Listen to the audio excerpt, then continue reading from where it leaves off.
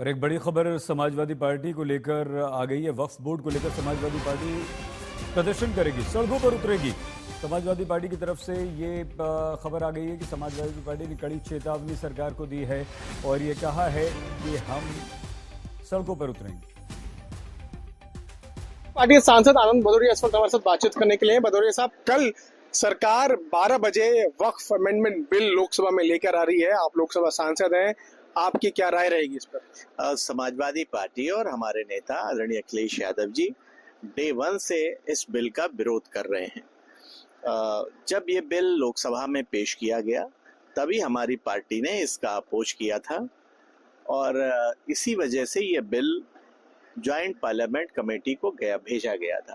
Joint parliament committee में हमारे सदस्य मोहिबुल्लाह नदवी साहब और विपक्ष के तमाम सांसदों ने जो अपने अमेंडमेंट पेश किए तो सरकार ने नजरअंदाज किया। मेरा अपना मानना है और हमारी पार्टी का कहना है कि जितने भी अमेंडमेंट हैं वो स्वीकार कर लेने चाहिए विपक्ष के, और जिनके लिए ये बिल लाया जा रहा है अगर वही सहमत नहीं है, कहीं ना कहीं भारतीय जनता पार्टी बेशकीमती वक्फ जमीनों को हथिया करके अपने उद्योगपति मित्रों को देना चाहती है। वक्फ भी बेशकीमती जमीनों पर बीजेपी लालच भरी निगाह से देख रही है। इसलिए हम लोग चाहते हैं, जब सड़क पर भी मुस्लिम संगठनों ने इसका विरोध किया, समाजवादी पार्टी उनके साथ है, और जब वही लोग विरोध कर रहे हैं, उनके माकूल ये बिल नहीं है, तो फिर इस बिल को लाने की जरूरत क्या है? आप इसका विरोध करेंगे? 100% पहले भी हम लोग विरोध किए हैं और आगे भी विरोध करेंगे। कल सदन में जब ये मुद्दा आएगा तो हमारे नेता माननीय अखिलेश यादव जी इस पर बात रखेंगे और इसका विरोध करेंगे, और जरूरत पड़ी तो सड़क पर भी हम लोग इसका विरोध करेंगे जी। तो वक्फ अमेंडमेंट बिल अगर कल आता है तो उसका विरोध किया जाएगा और जरूरत पड़ी तो सड़कों पर भी उतरा जाएगा। दिल्ली से मैं पीयूष मिश्रा, आज तक के लिए। हमारे संवाददाता यहाँ पर हमारे साथ बने हुए। समाजवादी पार्टी ने साफ कह दिया विरोध करेंगे, और विरोध सिर्फ इतना ही नहीं, अगर हमें सड़कों पर भी उतरना पड़ा तो कल हम सड़क पर उतरेंगे। मौसमी सिंह हमारे साथ हैं। मौसमी, कांग्रेस और अब ये समाजवादी पार्टी, ये दोनों का विरोध क्यों, कारण क्या है?